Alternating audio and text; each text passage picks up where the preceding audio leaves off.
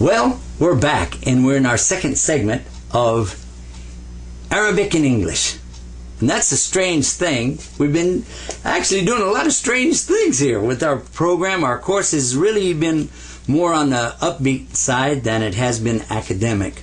We've tried to introduce the Arabic language in a way that everybody here could enjoy it, have fun with it, and comprehend it at the same time. Now, guess what?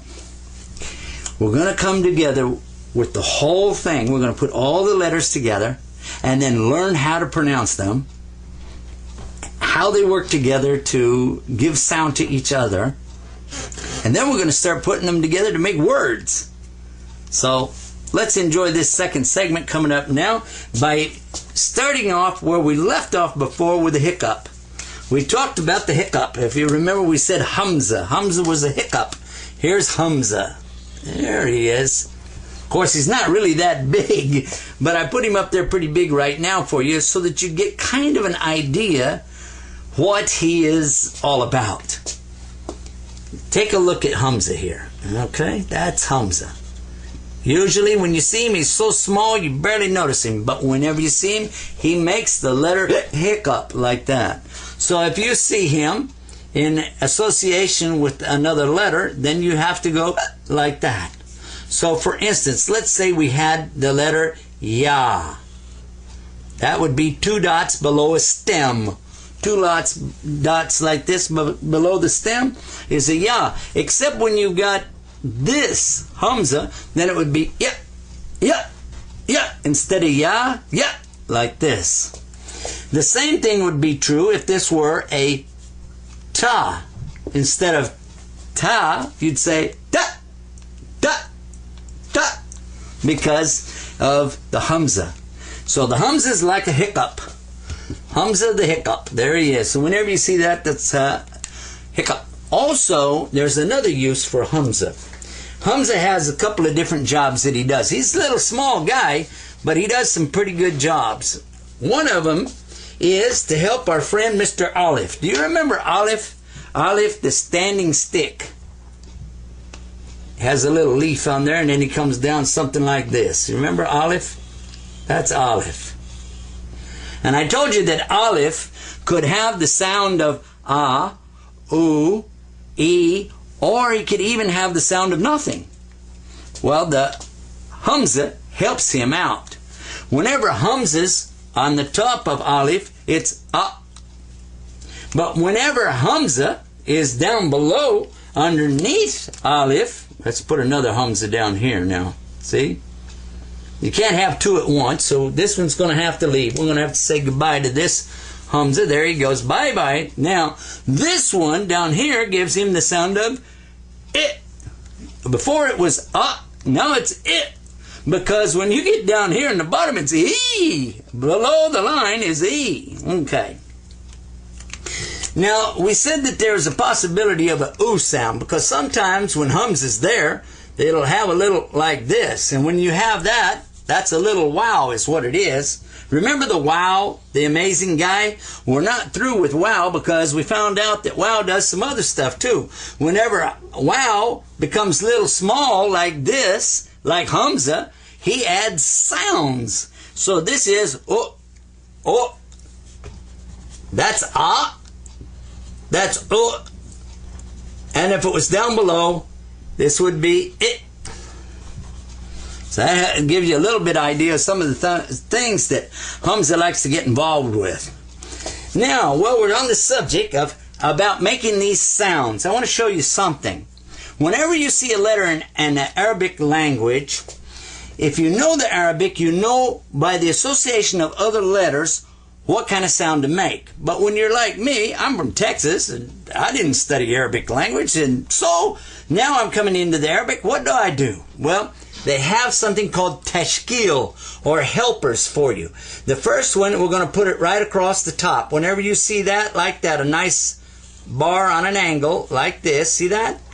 That's called fatha. See it? And when you see that, you say ah. Ah, and you say ah because you're happy, because you've got some help. I needed help because I didn't know what to do, and now you gave me the help. Ah. Now, if you see this below the line like that, alrighty, that's not fatha. In fact, that's called kesra. And kesra is pronounced E. So that's A and that's E. And you don't have them at the same time. So we're going to take Mr. A out of there. Goodbye. There he goes. And now we've got this kesra. So this is now E.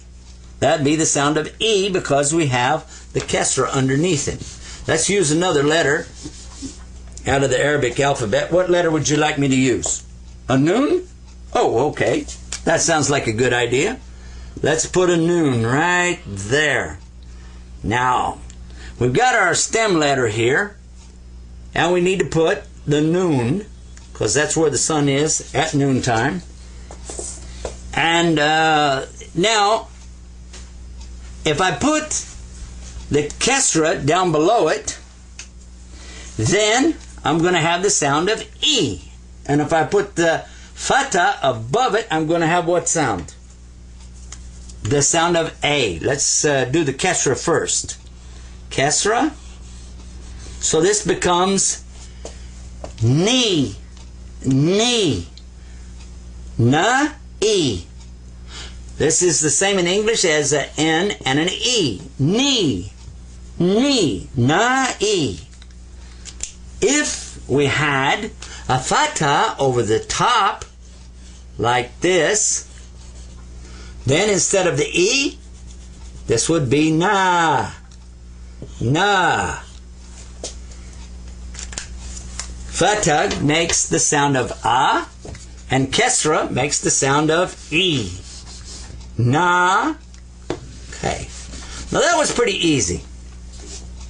But let's don't forget about our amazing friend, the wow.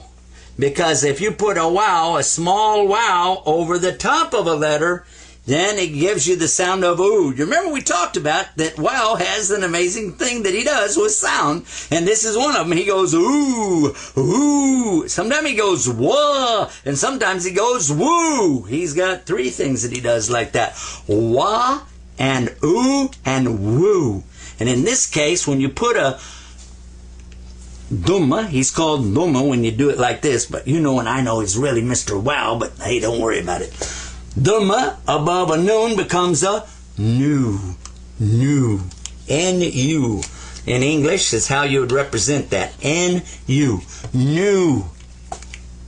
Cool? Now let's try something else. What would happen if we changed this to a ba? And the way to do that is to remove the dot from there, put the dot down below. When we go below, what happens? It's a ba sound. But then, does that change anything? Only thing it does now, it does change the first letter. So this becomes boo. Don't get scared. Boo. And don't boo me off the stage either. So this is boo because it has the Dhamma, or the wow. You knew it was a wow, didn't you? But we call him Dhamma. That's Dhamma, and that's boo.